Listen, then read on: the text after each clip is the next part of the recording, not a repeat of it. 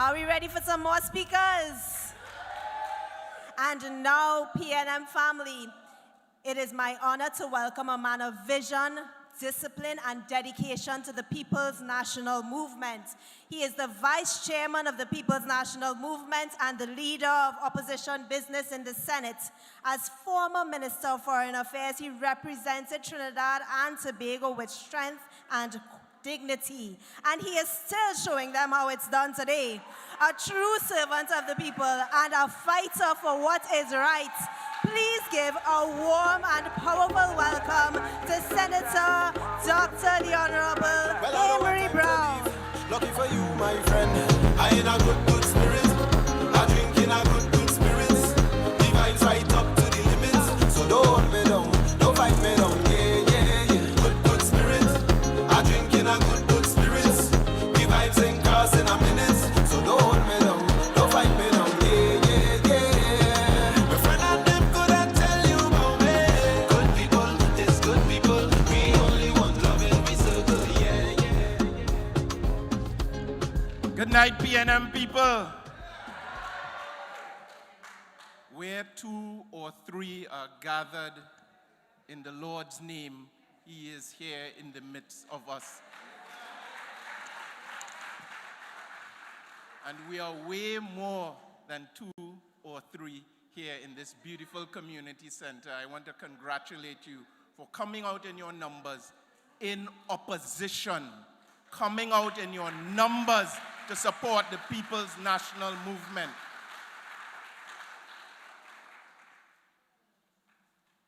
Time is short, and the advice is to avoid lengthy salutations at the beginning of your presentation. But I find myself in the beautiful constituency of Diego Martin West, and I must pay respect to your excellent Member of Parliament, the Honorable Hans Devine.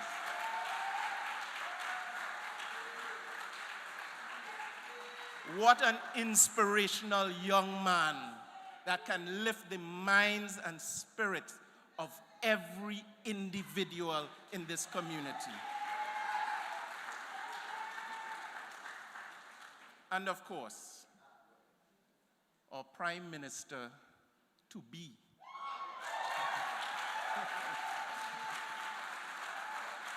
The Honorable Penelope Beckles-Robinson. So, this is not a rally component of the meeting. I want you to put on your thinking caps.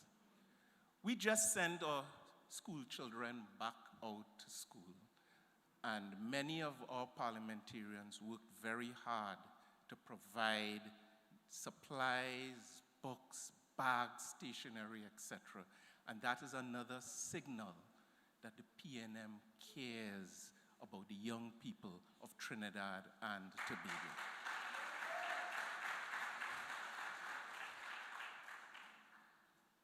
But tonight, I want to take the UNC back to school. I want to take them back to school. And to do that, we have to start with some very basic principles. Because I look at the state of our foreign affairs and the image of Trinidad and Tobago on the regional and global stage today, and frankly, I don't like what I'm seeing. So let's take them back to school tonight, efficiently. First principles, and I want you to put on your thinking caps here and those listening at home. You cannot reduce crime by engaging in lawless behavior and rhetoric every single day. It is impossible. So the Prime Minister is sending all of the wrong signals to the people of Trinidad and Tobago. Basic principles. You cannot improve the social fabric of a society by engaging in mass firings week after week after week. It's like a firing squad. against the ordinary people of Trinidad and Tobago. Basic principles. You cannot create peace in a country if your rhetoric is constantly the rhetoric of war and destruction. What message are you sending to the young people of Trinidad and Tobago? And let's speak about them. You cannot elevate and uplift and empower the minds of our school children if your answer to their problems is to surround them with guns in the school environment. I remember when they were in opposition, everything was about root causes, but like they forget all about root causes now. Plaster on a sore and guns, guns, guns. You cannot secure the health of our society if you are engaging in persecution against some of our most hard-working public health officials. Many of you were here already, but on the news tonight, there were reports of a campaign of pressure and persecution against someone by the name, who I have great respect for, by the name of Dr. Roshan Parasram, the Chief Medical Officer of Trinidad and Tobago. And the message from the PNM to the Prime Minister and the UNC, hands off our hard-working public health officials.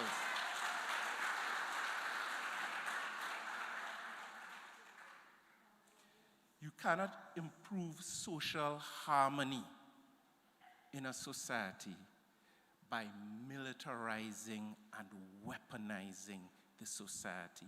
If you listen to the rhetoric from the government, that's what they are seeking to push. The militarization and the weaponization of Trinidad and Tobago. These are very, very dangerous trends. You saw what happened today in the United States of America. Another horrible, it's almost like an assassination. But this is not the first. Both on the Republican side, the Democratic side, people are being shot by firearms in broad daylight very often. And our condolences and our hearts go out whenever such a development occurs. But there's a saying, when the United States of America sneezes, the little countries catch a cold.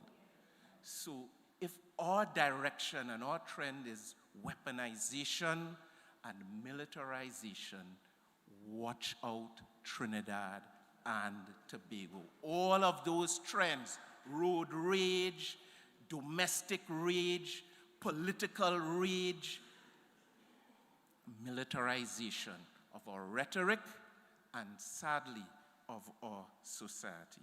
Watch out, my people. And you cannot build a patriotic society if for 10 years you avoid the National Day and Independence Day celebrations of your very country, and then the first act when you get into government is to cancel Independence Day celebrations. That's not how you build a patriotic society. Did you see the Minister Sobers and there was another minister, what do you all call him, the Deputy Prime Minister, in the Mexican Independence Day event, taking pictures and videos and carry on in the same SOE when we cancel our Independence Day celebration?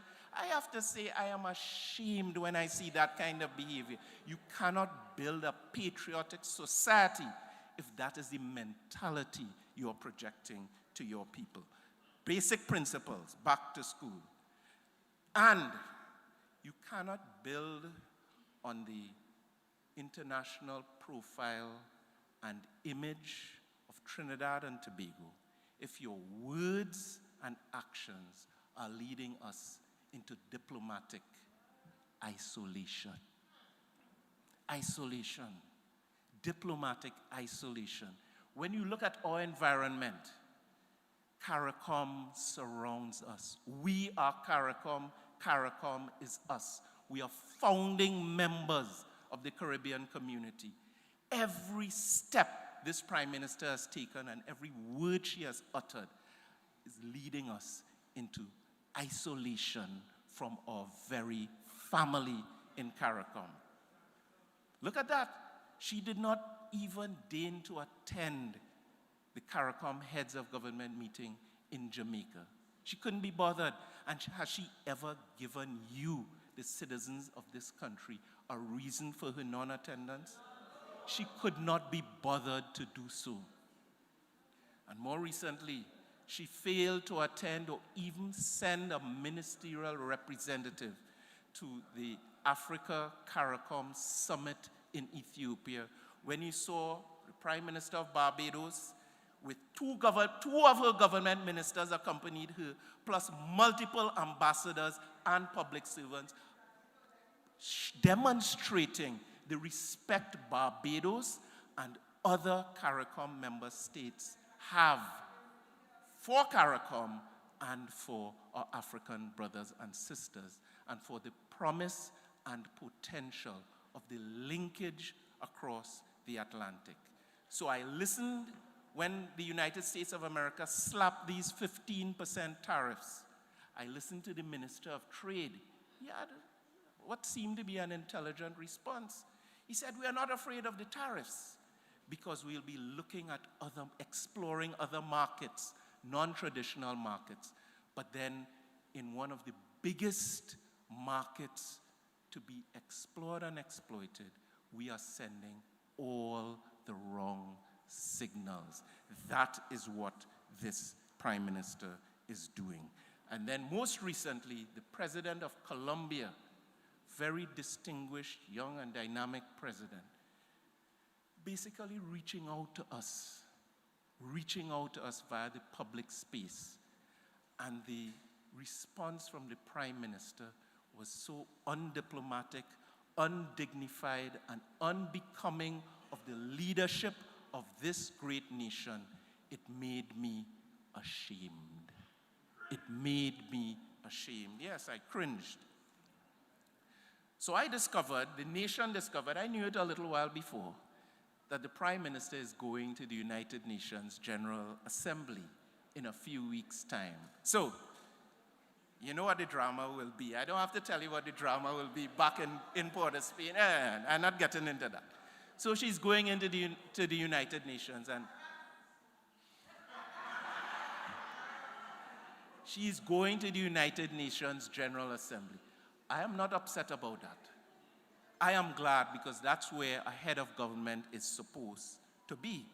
But my message to the Prime Minister in the prelude to her arrival in New York for that event is, you see, Trinidad and Tobago, we are a proud and sovereign nation. Our vote and our support must be earned. You approach Trinidad and Tobago with respect and dignity. You do not expect our automatic applause or consent or vote on any issue. You bring the evidence, you discuss, you analyze, you reason with us, and if we deem your approach deserving of support, Trinidad and Tobago will support. That is not blind acceptance or blind consent or a knee-jerk reaction to any scenario. Just because a large country wants to do something does not make it wrong. But by the same token, just because a large country wants to do something does not make it right. We judge circumstances by the evidence presented to us.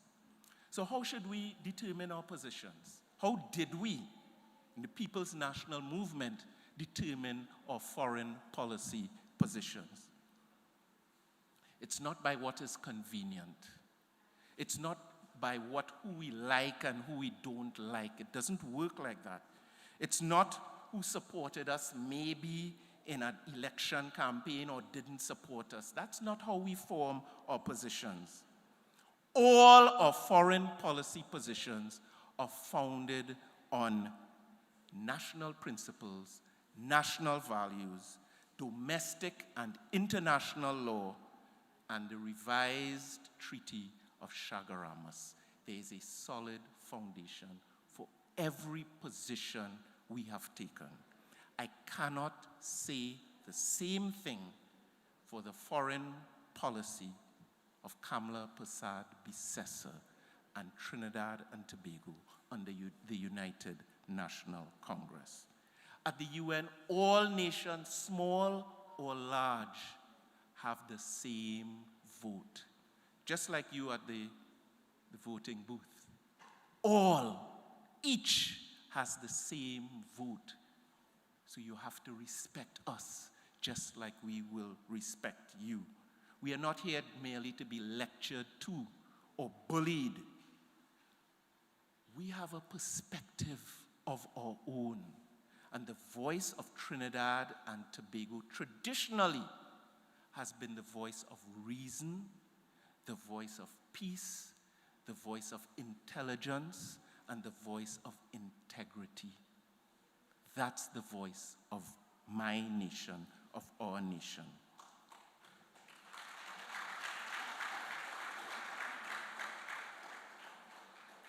So we know that Trinidad and Tobago does not produce cocaine.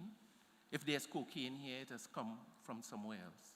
We also know that Venezuela does not grow and produce cocaine. So if there's cocaine leaving there, it also came into there from somewhere else. So when we see a narrow focus on just one movement, intelligent people will ask questions.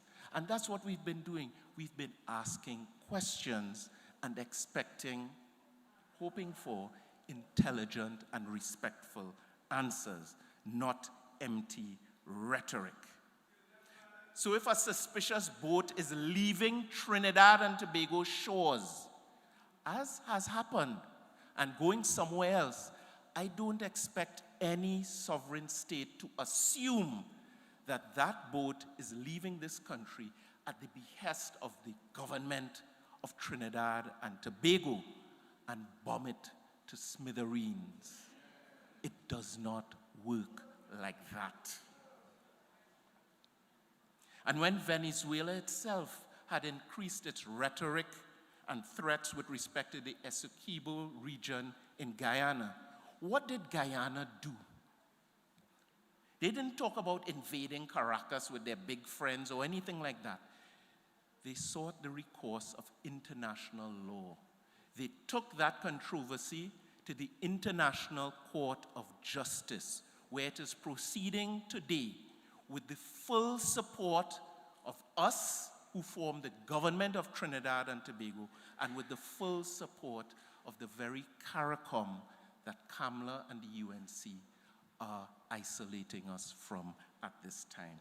That was the Guyanese position. They resorted to international law and jurisprudence with respect to the ICJ. Quick question. Do you know what the distance is between Florida and Venezuela? It's 2,400 kilometers. Do you know what the distance is between Trinidad and Venezuela? 11 kilometers.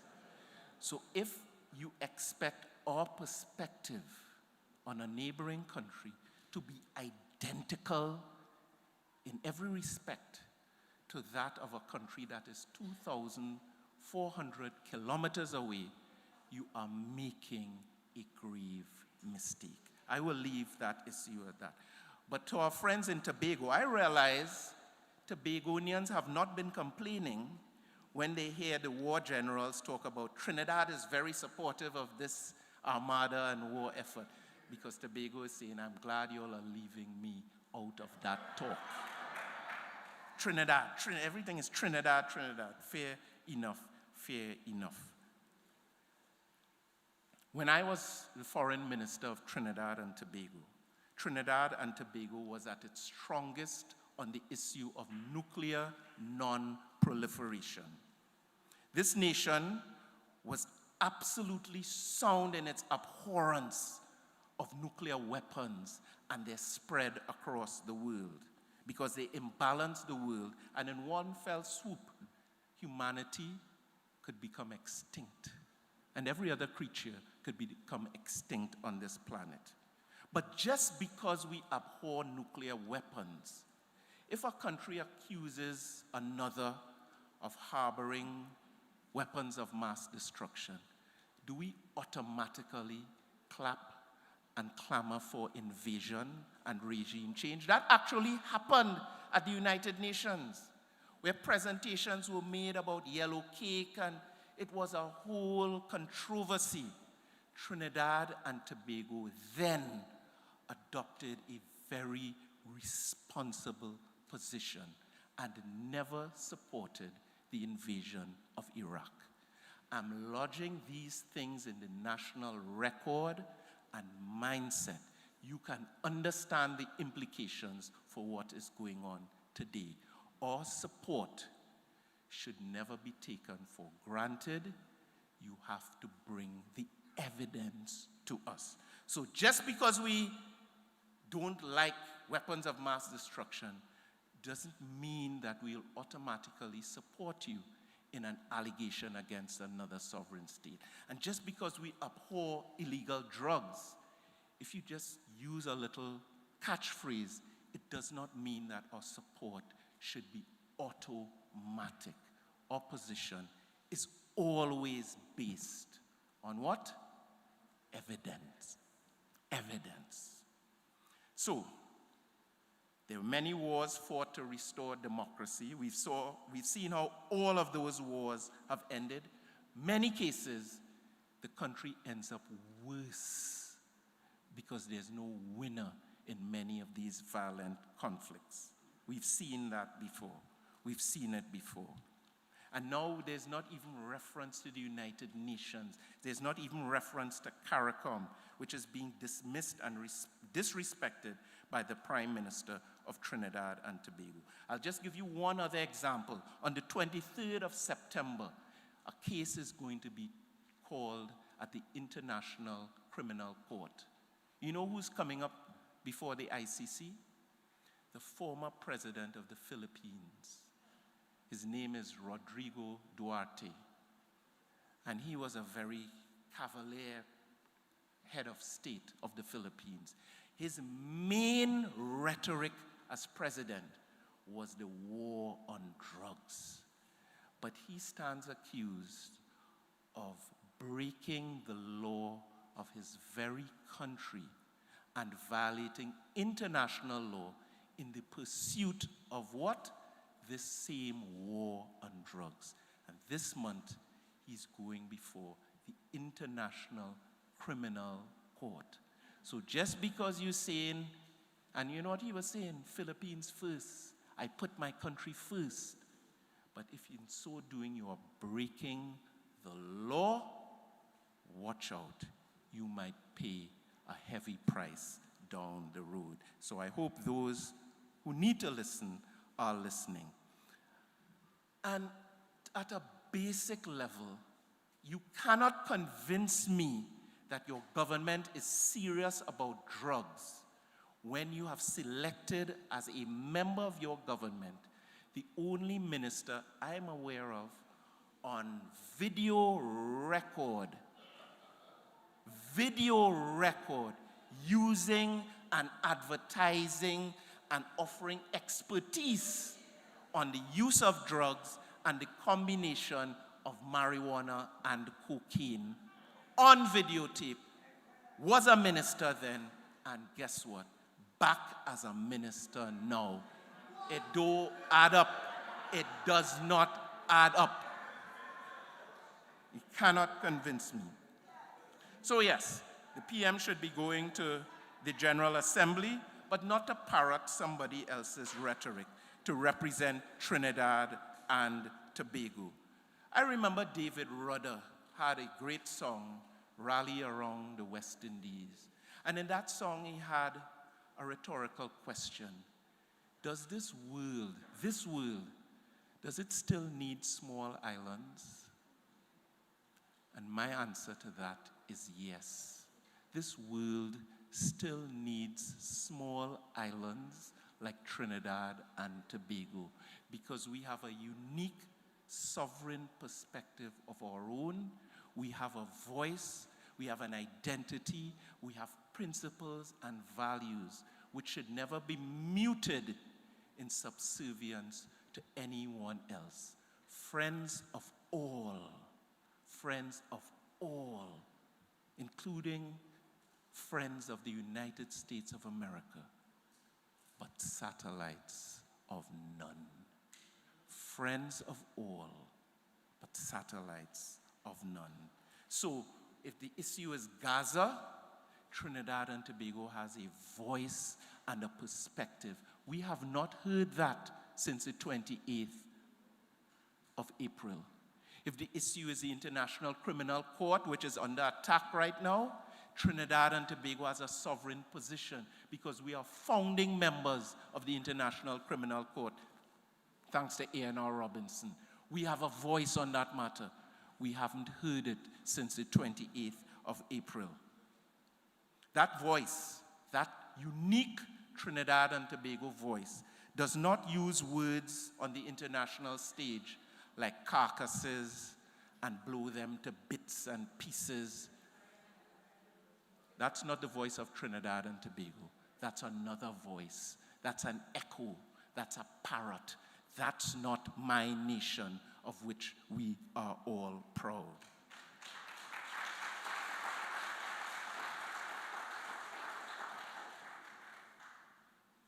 And when another sovereign state requests your assistance to retrieve dead bodies, it is a violation of the Geneva Convention and international law to refuse to assist.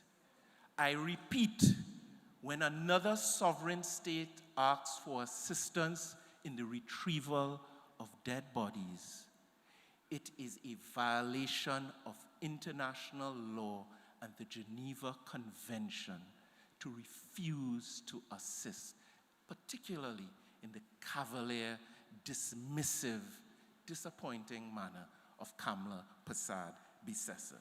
So all of this just seems too much for the UNC. But there's good news for Trinidad and Tobago. Waiting and growing and building in the wings is the People's National Movement. I end by saying thank God for the PNM. Thank God for the first Prime Minister, still the first Prime Minister of Trinidad and Tobago, Eric Eustace Williams, Dr. Eric Williams, and thank God for our next Prime Minister, the Honorable Penelope Beckles-Robinson, who is everything they are not. Great is the PNM. Great is the PNM. And we shall prevail. Well, I know what God time to bless. leave. Lucky for you, my friend. I in a good spirit. I drink in a good spirits. The vibes right up to the limits. So don't hold me down. Don't fight me down. Good spirit. I drink in a good spirits. The vibes ain't Thank you so much, Senator Dr. Amery Browne, for your thoughtful and powerful contribution.